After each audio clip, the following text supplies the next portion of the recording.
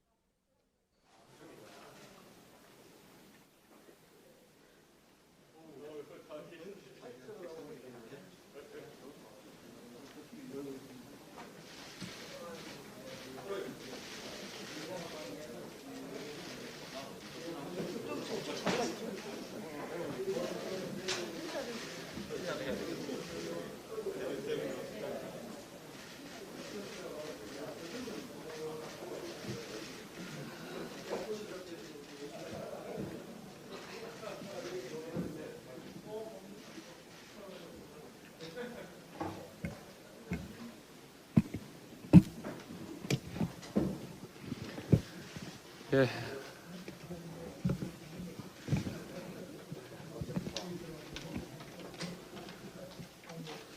네, 우리 당이 이번에 지도부가 새로 구성된 이후 처음으로 이렇게 중진 의원과 연석 회의를 이렇게 개최하게 되었습니다. 이제 당의 가장 중요한 그 대통령 선거를 앞둔 저희의 노력이 시작되고 있는 상황 속에서 지금까지 여러 선거를 경험하시고 또 당을 지금까지 이끌어 오셨던 중진 의원님들의 고견과 그리고 여러 가지 다양한 의견이 대선을 준비하는 우리 당에 큰 도움이 될 수 있다 이렇게 생각하고요. 또 앞으로도 이런 사안들에 대해 가지고 상시적이고 또 그리고 구체적인 대화를 꾸준히 나눠갈 수 있도록 이렇게 하겠습니다. 당장 지금 이 자리에도 대선 출마를 선언하신 분이 계시고 최근에 우리 당에 입당하신 분도 있고 입당하고자 문의가 들어오는 경우 늘어나고 있기 때문에 대선에 대한 관심도가 당원들과 국민 사이에서 늘어나고 있는 것은 사실입니다. 그 과정에서 가장 중요한 것은 공정함이고 그리고 그에 못지않게 중요한 것은 우리가 경선 흥행을 이끌어내는 것입니다. 그래서 이 자리에 우리 서병수 경선준비위원장님도 배석하고 계시고 이런 부분에 있어서 진행되는 내용과 방향성을 공유하고 더 저희가 추가하고 바로잡을 것이 있으면 또 다잡을 것이 있으면은 의견을 반영할 수 있는 그런 시간이 되도록 하겠습니다. 다시 한번 오늘 이 자리에 참석해 주셔서 우리 중진 의원님들 너무 감사하고 앞으로도 더 빈번하게 이런 자리를 만들 수 있도록 약속드리겠습니다. 감사합니다. 제가 청해 부대와 관련해서 한 말씀만 드리겠습니다. 문재인 대통령의 상습적인 책임 회피와 부하 직원에 대한 책임 전가가 날로 그 도를 더해가고 있습니다. 문재인 대통령은 20일 청해부대 장병들의 코로나19 집단 감염 사태에 대하여 안이에게 대처했다는 지적을 면하기 어렵다. 국민의 눈에는 부족하다면서 이런 비판을 겸허히 받아들이며 치료에 만전을 기해야 한다라고 군 당국에게 말을 했습니다. 하지만 이렇게 군 당국을 질책하기 이전에 군 최고 통수권자인 대통령 자신의 잘못을 국민들에게 정중히 사과하는 것이 너무나 당연한 도리입니다. 문 대통령은 마치 무오류의 신의 경지에 있는 사람인 것처럼 행동합니다. 왜 임명권자이자 지휘권자인 자신의 책임을 부하 직원에게 전가시키는 것입니까? 군 통수권자로서 책임을 통감하는 모습은 그 어디서도 찾아볼 수 없습니다. 군 당국에 책임을 전가하는 비겁한 지도자의 모습만 난무했습니다. 자신의 권한만 행사하고 책임은 부하에게 전가시키는 갑질이야말로 가장 불공정한 행태입니다. 지난달 공군 부사관 성추행 사건 때 대통령이 사용했던 유체 이탈 화법 이렇게 되어 있습니다. 절망스러웠을 피해자를 생각하면 가슴이 아프다. 대통령이 자신의 책임은 온데간데 없이 사라졌습니다. 결국 국민과 유가족을 분노케 한 무책임한 모습이 그때도 그대로 드러났던 것입니다. 국민들의 희생적 협력과 의료진의 헌신적 수고의 결실로 달성되었던 방역의 성과에 대하여는 마치 대통령 자신의 치적인 양 홍보하면서 K방역으로 한국의 위상이 높아졌다고 자화자찬과 이벤트를 늘어놓았는데 정작 대통령 본인이 책임져야 될 중대 사안에 대하여는 책임 떠넘기기를 하고 있으니 지도자 자격조차 없다고 생각합니다. 짧고 굵게 상황을 조기에 타개하겠다.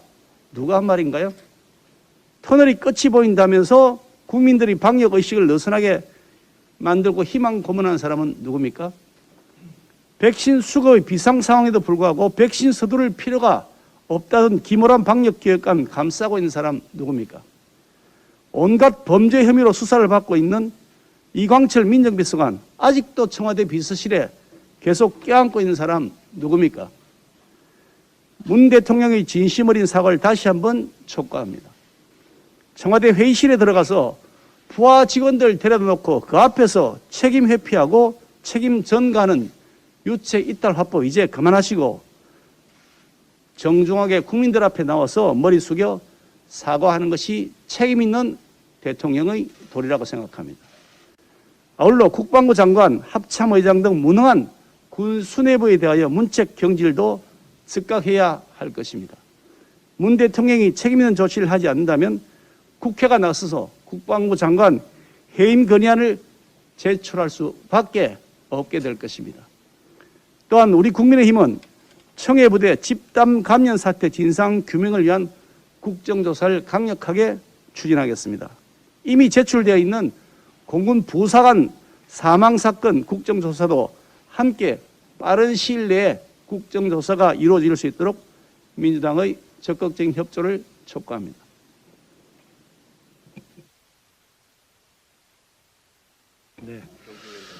네, 먼저 경선준비위원장이라고 하는 막중한 임무를 맡겨주신 우리 중진위원님들 그리고 최고위원님들 대표님을 포함해서 감사의 말씀을 드리고요.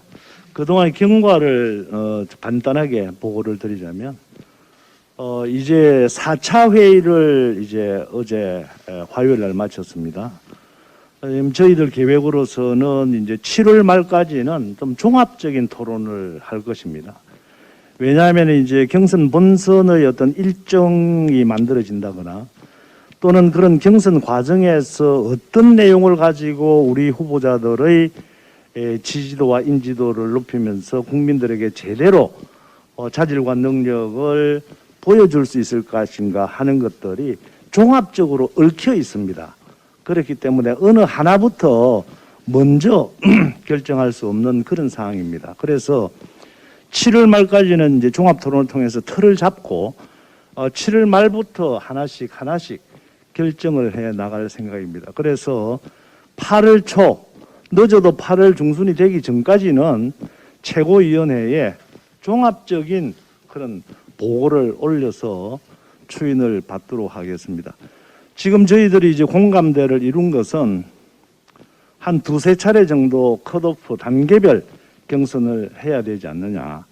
그래서 1차적인 경선이 에서 통과된 사람들 한 8명 정도 저희들은 되리라고 봅니다만은 그분들이 우리 추석 밥상머리에 올라서 화제거리가 될 수 있어야 한다라고 하는데 공감대를 이루었다는 말씀을 드리고요.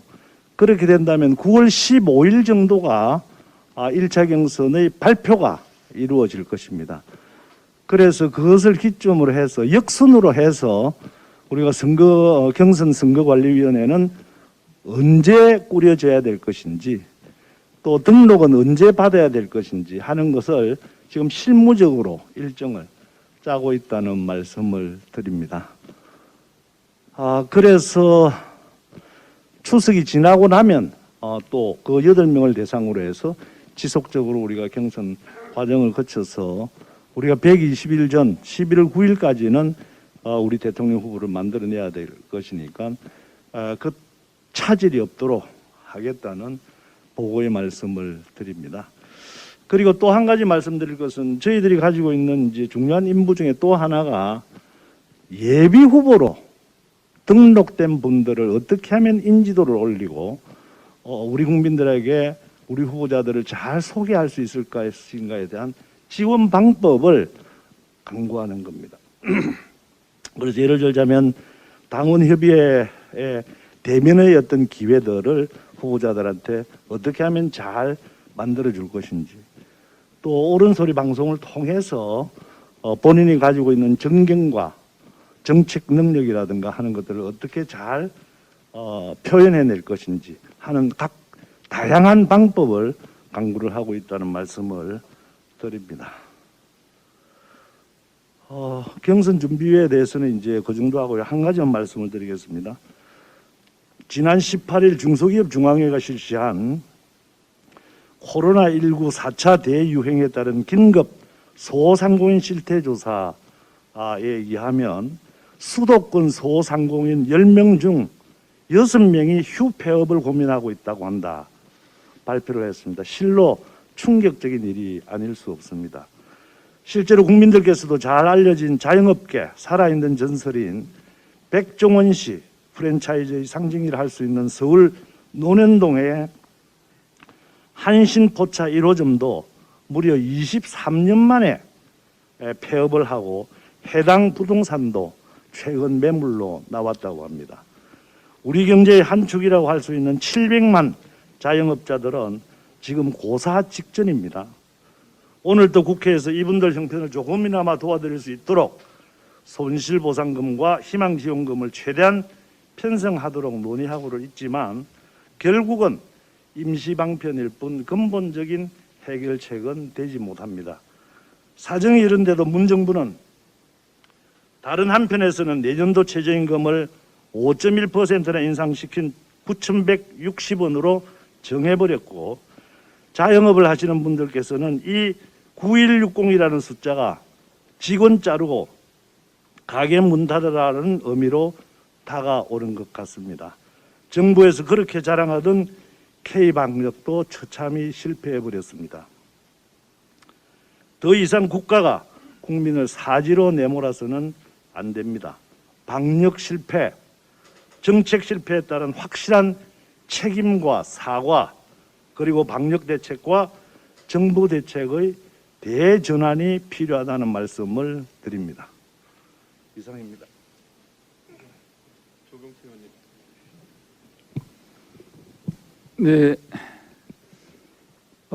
이준석 대표님의 공정을 담보로 한 우리 국민의힘의 정권 교체, 정권 창출이 얼마 남지 않았다 저는 그래 보고 있습니다.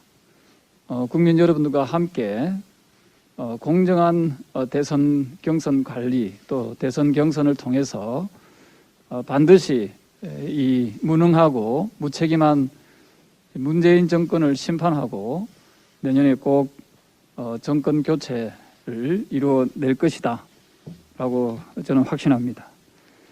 저희 당은 하나된 마음으로 공정하고 정정당당한 경선을 통해서 좋은 대선 후보를 만들어내겠다는 것을 국민 여러분께 약속드리겠습니다. 그리고 청해부대와 관련해서 한 말씀 드리겠습니다. 지금 대한민국에는 국군 통수권자가 실종되어 있는 것 같습니다. 대통령이 직접 사과를 해야 됩니다. 왜냐하면 대통령이 국군 통수권자이기 때문에 그렇습니다. 대통령이 사과를 하지 않고 국방부 장관을 질타하는 모습은 대단히 유감스러운 모습이다라는 말씀드리고요. 군대에 보낸 이 부모 심정은 어떻겠습니까? 이 나라를 지키기 위해서, 대한민국을 지키기 위해서 군 복무를 간 군인들을 문재인 정부가 더 직설적으로 표현하면 문재인 대통령이 우리 군인들을 헌시짝처럼 무관심하게 내팽개쳤다 하는 점에 대해서 대단히 분노할 수밖에 없다는 말씀을 드리겠습니다. 이 점에 대해서는 우리 국민들과 함께 우리 야당은 진상규명과 함께 책임자 처벌, 그리고 나아가서 그동안 계속 이어왔던 문재인 정권의 이 무능하고 무책임한 이런 부분에 대해서 결코 용서하기가 어렵다는 말씀을 드리겠습니다. 이 국방부에서 이 코로나 확진자가 생기고 이것이 아주 심각해지니까 오아시스라는 그런 오아시스 작전이라는 명을 통해서 이 복귀를 시켰다고 합니다. 이 오아시스 작전은 확진자가 생기기 전에 백신을 맞으러 가게 할 수 있는 그런 임무를 했었어야 진정한 오아시스 작전 임무였다 이렇게 보고 있습니다.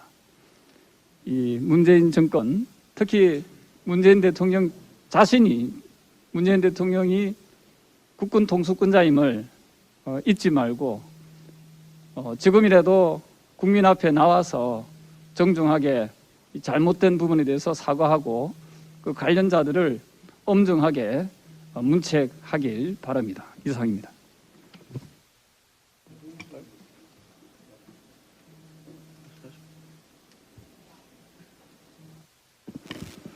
네, 오늘 우리 이준석 대표님 당선되고 첫 우리 중진 회의인 것 같은데 이 주제가 없이 아마 중진들이 지혜를 모아서 당을 이끌고 가는데 도움이 좀 되고자 해서 오늘 모임이 있다라고 한다면은 평소에 갖고 있던 몇 가지 말씀을 좀 드리고자 합니다. 첫째는 이준석이라는 대표의 신성감과 깨끗함, 이 부지런함 이런 것들이 우리 역대 야당사에 처음으로 국민으로부터 많은 지지를 받고 새로운 변화를 우리가 보고자 하는 것이 국민들의 정서라고 생각이 됩니다. 그렇다면 여기에 한 8개월, 9개월 남은 여당의 지금 행태는 우리 지도부가 그때그때 지적을 잘 하시고 있다고 보고 저는 중진의 한 사람으로서 개혁과 변화를 뒷받침해 주지 않으면은 이 이준석 호가 가기가 저는 그렇게 쉽지 않다 이렇게 생각을 갖습니다. 그 변화 개혁이 뭐냐 우리 행동으로 국민에게 보여줘야 됩니다. 그런데 지난번에 국가의 기본 틀을 정부 부처를 개폐하는 문제가 나왔을 때 저는 좀 더 신중했어야 된다. 이것은 우리가 대통령 선거를 앞두고 이와 같은 큰 문제를 건드릴 때는 상당히 신중해야 되고 과거에 MB 때 제가 참여를 해서 그 기억이 납니다마는 선거 전에 내놓을 공약이 있고 선거 당선되고 나서 집권이 돼서 해야 할 공약을 구분을 해야 되는데 그냥 마구 이렇게 쏟아내놓으면은 우리가 감당하기가 어렵다는 부분을 좀 지적을 하고자 합니다. 두 번째는 우리 정치를 이제 선언적인 소위 이벤트식의 정치보다는 실용적인 정치로 난 전환을 해야 된다. 그것이 한마디로 얘기를 하면은 생활 정치를 통해서 국민의 행복 시대를 여는 정책을 우리는 개발해야 됩니다. 국민 한 사람 한 사람에게 행복을 줄 수 있는 그 아젠다가 뭐냐? 이걸 우리는 밤을 새면서라도 공부를 해서 그 정책을 국민에게 내놓고 이런 정책을 우리가 만들으니 우리에게 표를 달라. 이렇게 저는 가는 방식인데 그거는 생활정치라는 새로운 개혁 변화로 이런 정치를 좀 했으면 좋겠다는 것을 좀 주문을 드리고요. 세 번째는 우리가 지방자치가 27년 됐습니다. 근데 지금도 중앙집권식의 제도 속에서 말만 지방자치예요. 예를 든다면은 세제 개편을 해야 됩니다. 지금 8대 2로 되어 있는 구조를 4대 6 정도로 해서 이 지방에도 돈도 주면은 거기 사람도 있게 되고 그리고 거기서 생산할 수 있는 유발 효과를 나오는 것 아닙니까? 그래서 저는 우리 당에서 대선을 앞두고 세제 개편을 하자 이렇게 해서 27년 된 우리 지방자치시대 현실화해서 소위 중앙과 지방에 상생하고 그리고 지역 국가 균형 발전을 하자. 균형 발전이 뭡니까? 도시나 서울이나 똑같은 생활 여건에서 행복을 느끼고 그리고 예산과 사람이 공존을 해야 되는데 지금은 도시로 서울로 다 몰려 있는 이것은 세제 개편으로 하는 것인데 실예가 그렇습니다. 지금 담배세 하나 지방세로 돌려놨는데 이것도 내용을 보면은 6대4 정도로 사실 허울 좋은 것이지 별게 없어요. 그러면 또 하나 구체적인 예는 우리가 부동산세 4가지 정도는 그 지역에서 거래가 있으면은 그 지역에 세금을 내주는 또 그렇게 세제를 바꿔줘야 전 지방이 활성화가 된다고 봅니다. 또 우리가 먹는 술, 이 추세도 6가지 마찬가지입니다. 이것도 그 지역에서 소비를 하면은 그 지역의 소비세를 그 지역에서 받아서 그 지역에서 쓰는 이런 제도로 해서 저는 세제 개편을 우리 당에서 들고 나오는 것이 우리 이번 대통령 선거에서도 상당히 저는 도움이 될 수 있지 않냐 하는 말씀을 드리고 마지막으로는 지금 우리가 나타난 현상을 보면은 10분 정도 이상의 우리 대통령 후보들이 나오시는 걸로 돼 있는데 이분들이 다 능력이 있고 대통령감입니다. 그러나 우리 당에서는 관리를 해야 돼요. 관리를 안 하면 어떤 현상이 벌어지느냐. 후보들이 난립이 돼서 각자 한마디씩 하다 보면은 당의 존립 자체가 우스워져 버립니다. 그래서 당은 조직과 정책이 있어서 이 당의 조직과 정책으로 후보들을 딱 놓고 이거는 공통 분모다. 이게 같이 가자. 그리고 개인적으로 또 공약하는 건 뭐 그분들 능력이고 이렇게 해서 조직과 제도로 우리 후보를 관리하고 함께 가는 기본 틀을 우리 당에서 빨리 만들지 않으면은 후보들의 논리에 또 후보들의 난립에 우리 당은 어쩔 수 없이 통제를 못하는 상황이 올 수도 있다. 그래서 당을 지키고 내년 정권을 잡는 데는 우리 당 스스로가 개혁하고 변화할 수 있는 이 한 3가지, 4가지는 꼭 전 필요하다 해서 말씀을 드렸습니다. 이상입니다. 얘기를 할까요? 괜찮습니다. 예. 앞서 말씀해 주셨습니다만 이 코로나 방역 위기 관리 체제의 위기가 아닌가 싶습니다. 정말 컨트롤 타워가 제대로 작동하고 있는지, 컨트롤 타워가 청와대인지 중대본인지 알 수가 없습니다. 잘 아시는 백신 공급 차질에 관해서는 더 이상 국민이 신뢰를 않고 있는데 국민들 심정은 재난지원금 얼마 주는 것보다 윗돈을 주어서라도 백신을 빨리 맞게 해달라 하는 게 절실한 요구입니다. 거듭 이 반복되는 이 예약 시스템의 이 먹통 오류는 우리가 세계 전자정부 1위라고 자랑하는 그 자랑이 무색할 정도로 아주 이 신뢰가 떨어졌습니다. 이거 제대로 저 점검해서 빨리 이게 국민들한테 신뢰를 줘야지 이런 상태로 계속하는 건 정말 이 위기관리 체제를 더 어렵게 만드는 그런 상황인 것 같습니다. 전반적인 이 위기관리 체제의 점검과 정립이 아주 절실한 그런 시기라고 생각이 됩니다. 두 번째로 경찰 측에 촉구를 합니다.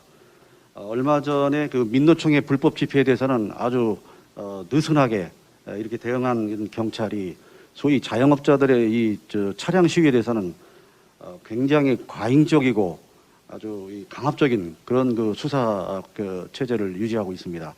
이런 점에서 이거는 법 집행을 엄격하게 해서 제대로 되도록 하고 특히 그 자영업자들의 그 이 자동차 시위에 대해서 경찰이 과잉으로 하는 것은 잘못됐다고 판단합니다. 그런 균형 감각을 잃지 않도록 해주시기 바랍니다. 세 번째로 말씀드리고 싶은 것은 앞서 말씀이 계셨습니다만은 이 지금 대선이 자칫 국민들 입장에서 볼 때는 여야 전반적으로 이 네거티브나 이쪽으로 많이 가고 있는 거 아니냐. 어떤 후보별로 이 정책 제안이나 비전 제시가 좀 부족하다. 그렇다고 우리 당에서라도 우리 당 후보들이 그런 비전 제시나 정책 대안이 되도록 당 차원에서 이런 실무적인 뒷받침이나 그런 것을 유도하는 그런 노력이 필요하다고 판단이 됩니다. 또 하나는 아까 말씀이 계셨습니다만 이준석 대표 출범 이후에 당의 여러 가지 변화와 혁신의 분위기가 조금 이게 유지가 되겠느냐 이런 점을 걱정하는 분들이 많습니다. 초기에 가졌던 이 청년들의 관심과 참여가 벌써 식지 않고 있느냐 이런 걱정들을 하고 있는데 그런 부분에 관해서 당이 이 혁신의 프레임을 제시를 하고 청년들을 위한 여러 가지 그런 그 가시적인 조치가 좀 조기에 제시도 되고 실제 그런 그 성과가 나오도록 해야 될 것 같습니다. 예를 들면 뭐 지난번에 이 토론 배틀도 좋았는데 청년들의 정책 개발이라든가 정책 제안이라든가 또 청년 조직 확대라든가 또 이 청년들의 여러 가지 예비 내각을 만들어 본다든가 다양한 그런 논의가 있는데 그런 것들을 좀 이 가시화시키는 것이 우리 당의 혁신 분위기를 유지해가는 좋은 그 기제가 될 것 같습니다. 이상입니다. 네, 박진입니다. 신임 지도부 출범 이후에 첫 중진 연석회의인 것 같습니다. 이준석 대표 체제가 출범한 이후에 당에 새로운 활력이 생기고 또 국민적 기대감도 높아지는 것 같습니다. 이 자리에 계신 중진 의원 여러분들 모두 한 팀으로 원팀으로 정권 교체를 위해서 매진해야 되겠습니다. 뒤에 현수막에 있는 것처럼 지금 저희 국민의힘은 로딩 중입니다. 정권 교체를 위한 로딩을 성공적으로 마쳐서 내년에는 꼭 국민의 염원을 담아서 새로운 정부가 들어서기를 또 다짐을 합니다. 이걸 위해서는 당 내부건 외부건 우리들끼리 서로 손가락질하고 총질하는 일은 삼가해야 되겠습니다. 그래야만 우리 국민들이 새로운 정권 교체를 위한 희망을 가질 수 있기 때문입니다. 이번에 그 청해부대 장병들이 집단 감염된 것은 정말 수치스럽고 이 정부가 직무유기를 한 것입니다. 망망대해에서 근무하는 장병들이 얼마나 어려운지는 아마 이 자리에 계신 분들 모두 상상을 하실 수 있을 것입니다. 저 자신 해군 장교 출신으로 바다에서 백신을 접종하지도 못하고 거기서 생명의 위험을 걸고 일하는 장병들이 얼마나 어려운 고통과 희생을 하는지 누구보다도 잘 알고 있습니다. 그런데 이 정부는 5개월 이상 동안 이 국군 장병들을 그냥 방치해버렸습니다. 대통령은 이걸 잘 알면서도 6월 달에 오스트리아에 가서 북한에 대한 백신 협력 추진을 하겠다 이렇게 이야기를 했습니다. 우리 이영만리에서 그 국가를 위해서 세계 평화를 위해서 일하고 있는 그 장병들에게 백신은 주지 못할 망정 우리에게 핵과 미사일과 총뿌리를 겨누고 있는 북한에게 백신 지원을 하겠다는 것은 도저히 납득이 가질 않습니다. 우리 국민들은 과연 문재인 대통령이 군 최고 통수권자로서 자격이 있는지 묻고 있습니다. 문재인 대통령은 뒤에 숨을 것이 아니라 앞에 나서서 이번 사태에 대해서 국민들에게 직접 사과하고 또 책임자들을 문책해야 합니다. 아울러서 지금 방역 실패 또 백신 대란을 일으킨 책임자들을 문책을 하고 국정을 쇄신해야 될 것입니다. 아울러서 한 가지 더 말씀드리면 지금 현재 우리 국민들이 가장 고통받고 있는 것은 바로 민생 경제가 파탄되고 있다는 것입니다. 그중에서도 소상공인들, 자영업 하시는 분들이 제일 타격이 큽니다. 최저임금에 그다음에 주 52시간 근무 이걸로 인해서 자영업과 소상공인들은 거의 벼랑 끝으로 몰리고 있습니다. 제가 어제 여의도에 있는 소상공인 연합회에 가서 현장의 목소리를 듣고 더욱더 이러한 그 절망감을 느꼈습니다. 민주당은 주 52시간제 실패를 비판하는 그 지적에 말꼬리를 잡고 정책 실패에 대한 책임 있는 사과는커녕 적반하장으로 일관하고 있습니다. 야권 유력 후보의 말꼬리를 잡을 것이 아니라 주 52시간 시간제를 무모하게 밀어붙인 것에 대해서 정부와 집권 여당이 먼저 반성을 해야 될 것입니다. 우리 당은 이 주 52시간 근무제를 권고제로 바꿀 수 있도록 적극 나서서 정책 수정을 주도해야 한다고 생각을 합니다. 마지막으로 우리 당의 대선 경선 일정입니다. 조금 전에 우리 서병수 경준희 위원장님께서도 말씀이 있었습니다마는 저를 비롯해서 여러분들이 이번에 대선 출마에 나왔습니다. 또 최재형 전 감사원장도 입당을 해서 우리 당의 정권 교체에 힘을 지금 보태고 있습니다. 외부에 있는 분들도 또 이런 대장정에 합류할 것으로 이렇게 생각을 하고 있습니다. 지금 민주당은 10월 초 후보 선출까지 3개월 동안의 이벤트를 거칠 예정입니다. 1차 컷오프하고 후보 간의 합정 연행을 하고 또 최근에 2위 후보가 약진해서 국민들의 관심을 지금 끌고 있습니다. 우리는 당원 당규상 경선 일정이 민주당보다 2개월 늦게 잡혀 있지만 민주당을 향한 국민의 시선을 우리 국민의 힘으로 돌릴 수 있는 대책이 시급하다고 생각됩니다. 그래서 당 지도부와 경선준비위원회는 우리 후보들이 당당하게 경쟁하고 치열하게 싸우고 따뜻하게 손잡을 수 있는 공식적인 무대를 하루빨리 마련해 주시기 바랍니다. 일각에서는 대선 후보가 이거 너무 많이 나온 것이 아니냐 이렇게 말씀하시는 분들도 있지만 저는 우리 당에 대선 후보가 많이 나와서 서로 깨끗하게 경쟁하고 또 공정한 경선을 치르는 것이 바로 당의 활력의 증표라고 생각을 합니다. 그렇기 때문에 각자의 전문성과 경험을 바탕으로 해서 다채로운 후보들이 당이 마련해 준 무대에서 아낌없이 실력을 발휘해야만 국민들의 관심을 받을 수 있다고 생각합니다. 후보의 한 사람으로서 경준이가 정하는 어떤 형태의 무대든 좋습니다. 일정을 최대한 앞당겨 주실 것을 당부드립니다.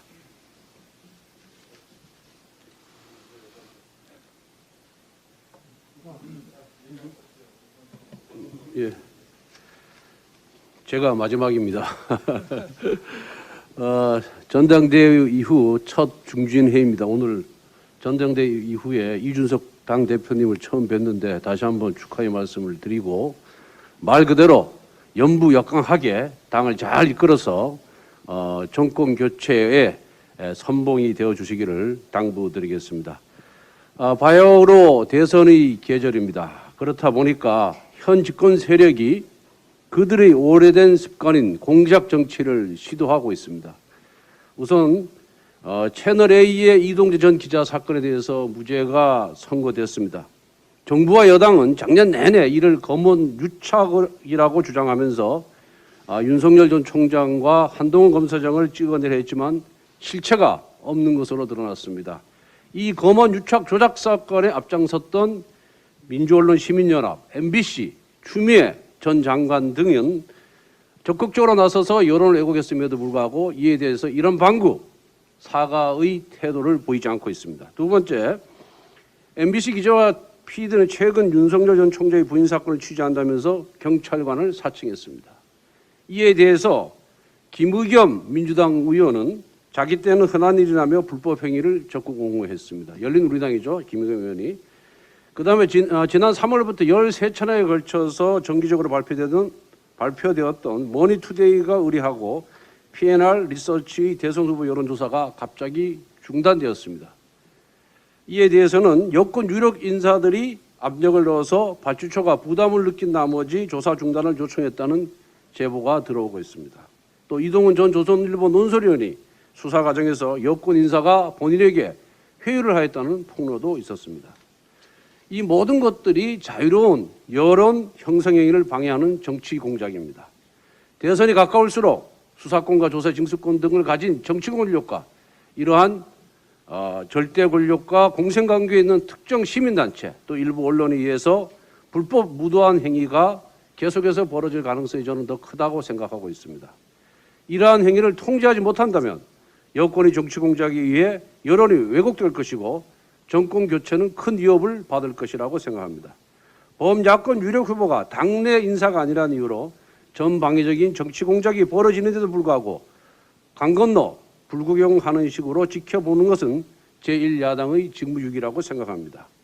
의원들이 먼저 나설 경우 특정 후보에 대한 지지로 비춰줄 수 있기 때문에 지도부에서도 적극적인 모습을 보여주기를 요청드립니다.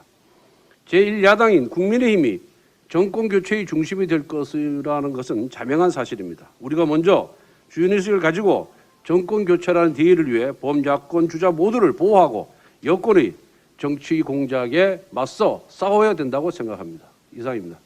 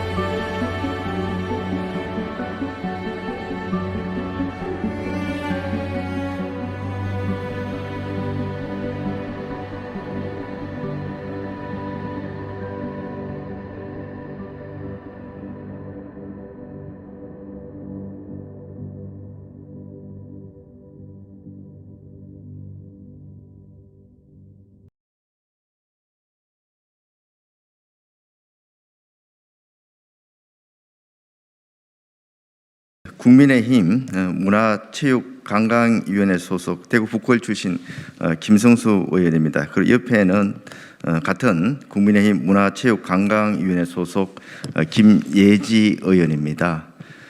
저희 그 국민의힘 문화체육관광위원회 소속 그 의원님이 6분입니다만은 2분은 그 코로나 확진자 접촉으로 지금 자가격리 상태고 또 해외 출장 등으로 오늘 이 자리에는 저와 김예지 의원 2분만 이렇게 참석했습니다만은 오늘 발표할 언론중재법 그 강행 처리 시도 중단을 촉구하는 성명서는 우리 국민의힘 문체위원 전체 명의로 이렇게 발표하게 되는 것임을 먼저 말씀을 드립니다.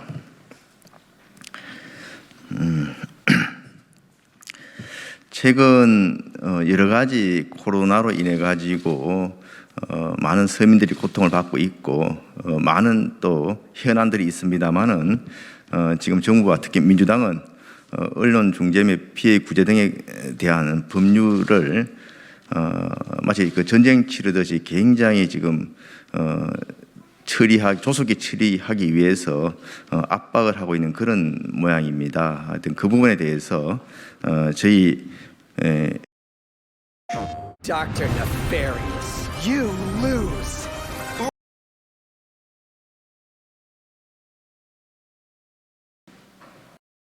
국민힘은 물론이고 많은 언론인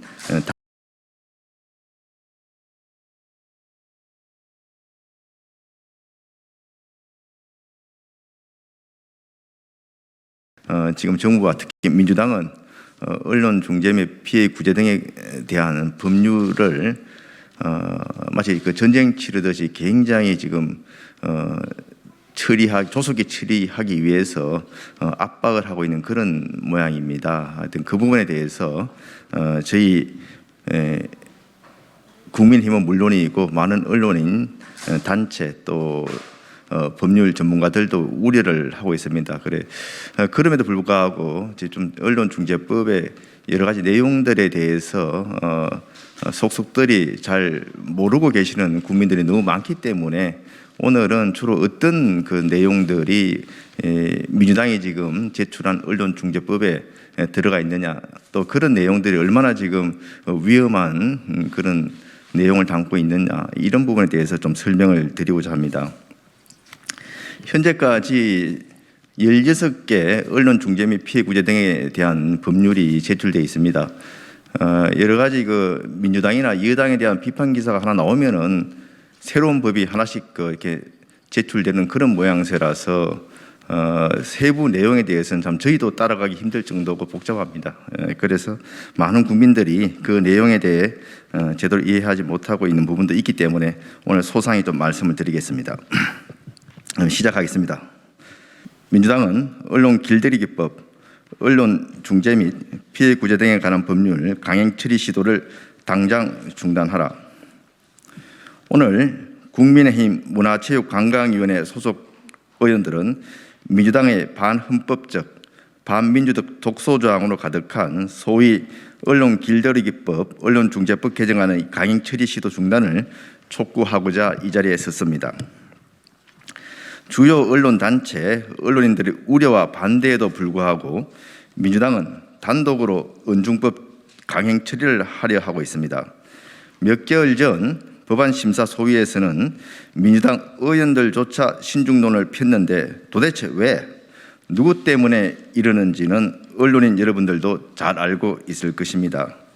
그간 문체위 법안 소위에서 여야 간에 심도 있게 논의된 내용과 언론단체, 전문가 등의 의견을 무시하고 해외에서도 그 유래를 찾아볼 수 없는 독소조항이 가득한 법안을 대선을 앞두고 무리하게 통과시키려는 것을 보면 그 의도는 더욱 명백해 보입니다.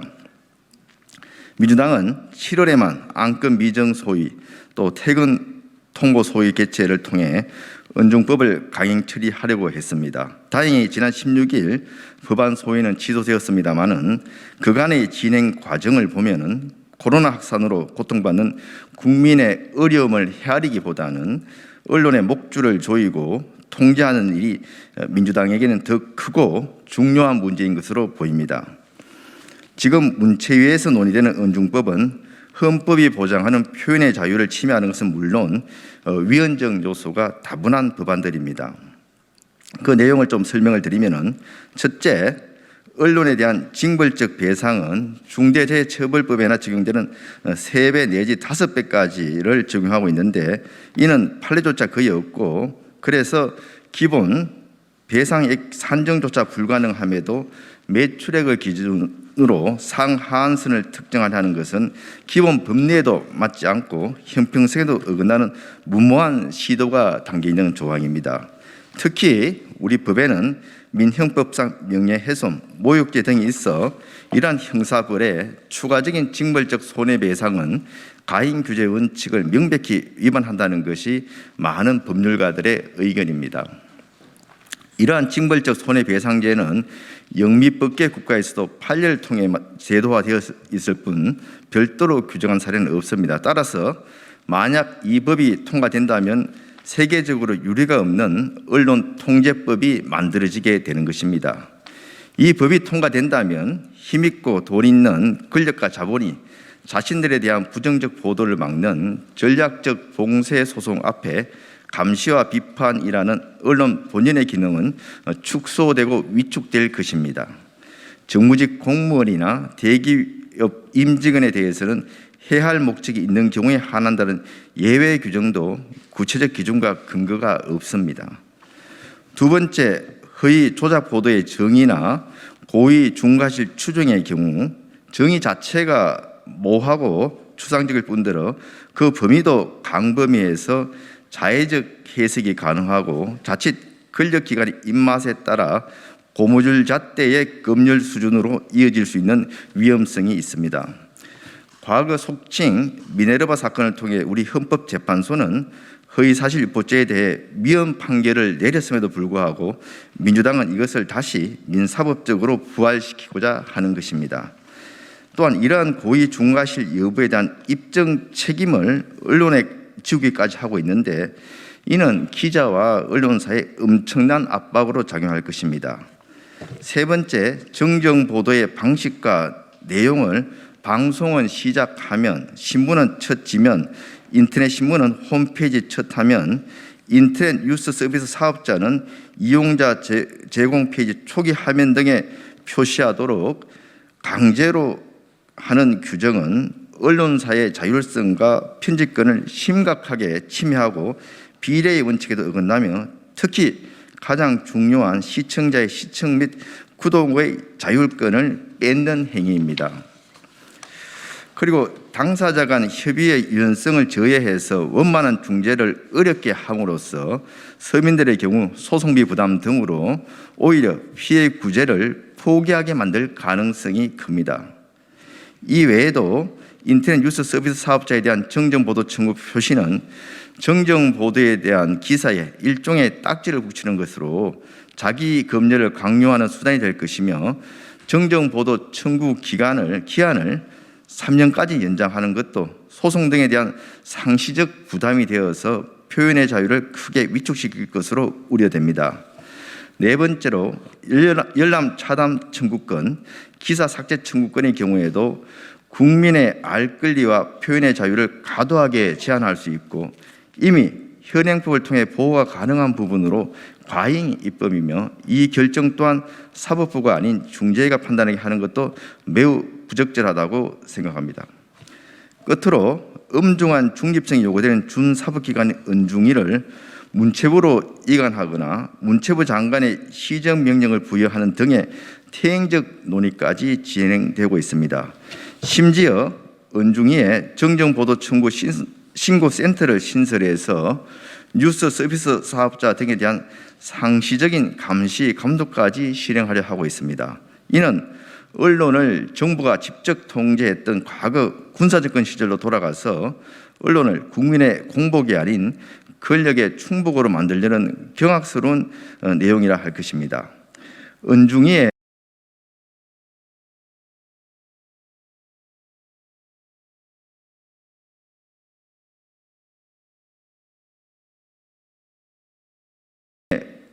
위원 추천도 법률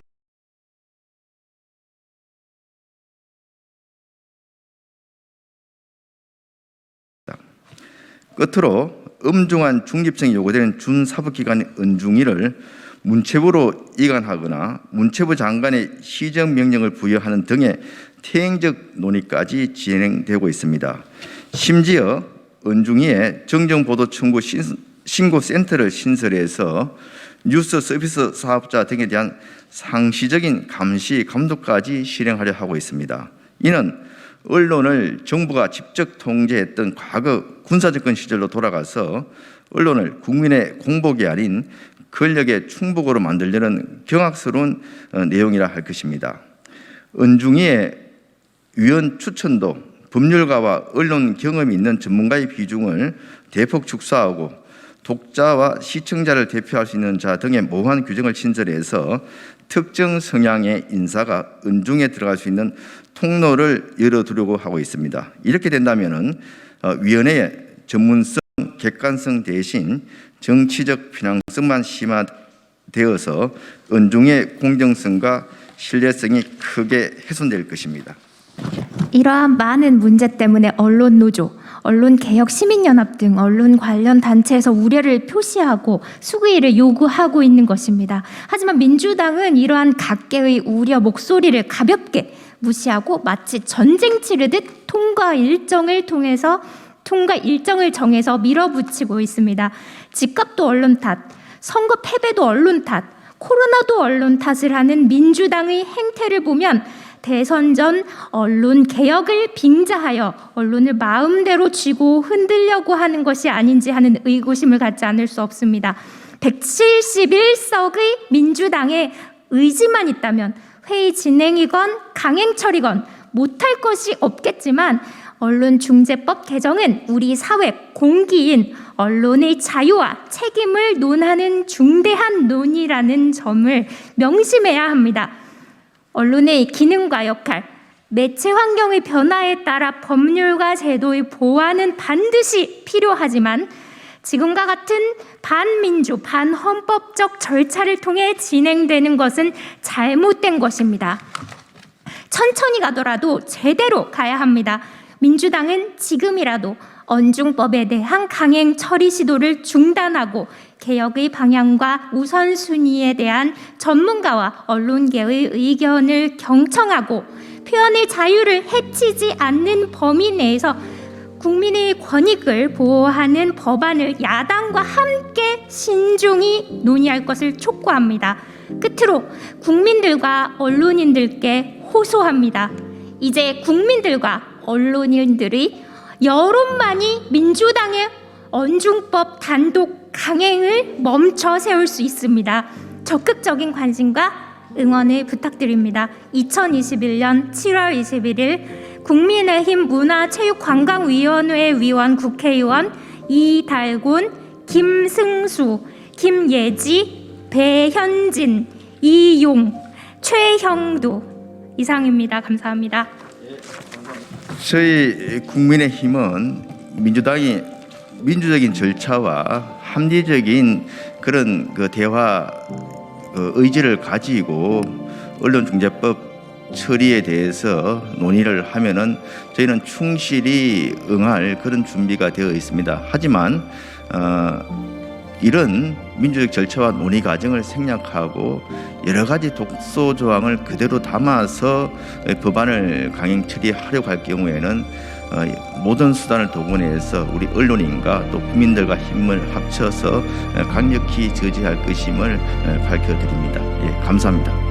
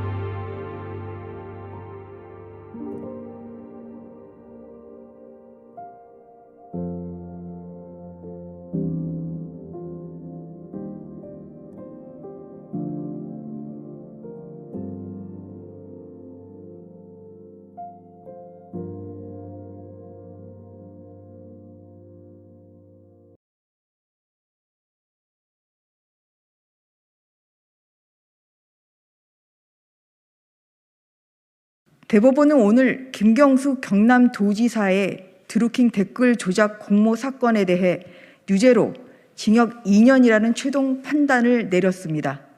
국민의힘은 대법원의 판단을 존중합니다. 특히 국민의힘의 끈질긴 문제 제기와 노력으로 특검이 출범했고 정치 공작의 실체를 세상에 밝혔다는 점에서 이번 판결의 의미는 매우 큽니다. 이로써 댓글 조작과 무관하다는 김 지사의 주장이 1심과 2심에 이어서 대법원에서도 거짓말이었음이 드러났습니다. 지난 11월 김경수 지사는 항소심 선고 직후 이 사안을 진실과 거짓의 싸움으로 규정하고 절반의 진실만 밝혀졌다고 말한 바 있습니다. 그러나 오늘 대법원 판결로 그 절반의 진실은 김경수 지사가 킹클럽의 존재를 알았고 프로그램의 시연을 본 것임이 사실로 확인되었습니다. 드루킹 댓글 사건은 여론 조작으로 국민의 뜻을 왜곡한다는 점에서 민주주의를 후퇴시키고 파괴하는 행위입니다. 무엇보다도 국민들의 귀를 막고 눈을 가려서 선거의 공정성을 해친다는 점에서 절대로 용납될 수 없습니다. 지난 2심에서도 재판부는 선거 국면에서 특정 정당이나 후보자에게 유리한 여론을 유도할 목적으로 댓글 조작이 이루어졌다는 점에서 중대한 범죄 행위라고 규정한 바 있습니다. 다시는 정치권이 주도해서 저지르는 이러한 댓글 조작 행위가 절대로 반복되어서는 안 됩니다.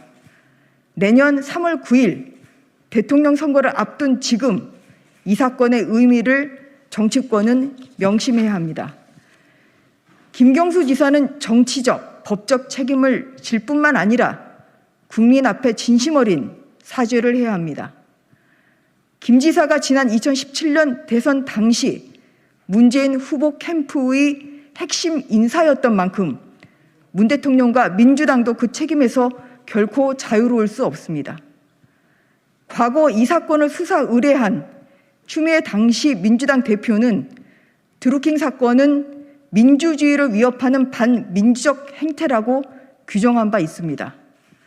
반면 과거 이 사건 판결에 대해 송영길 당대표는 판사의 경솔함과 오만, 무책임과 권한 남용이라고 비판한 바 있고 윤호중 원내대표는 과연 제대로 된 재판인가 의문이 든다고 했습니다.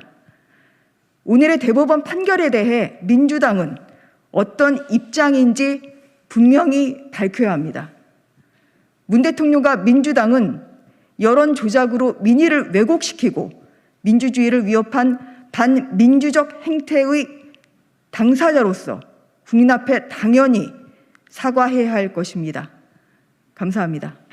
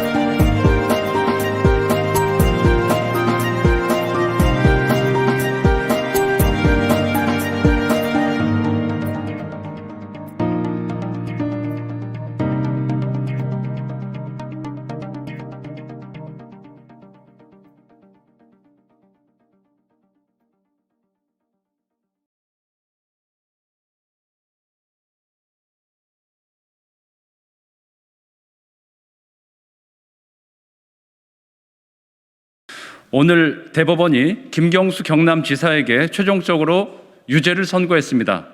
법원의 엄정한 판단을 존중합니다.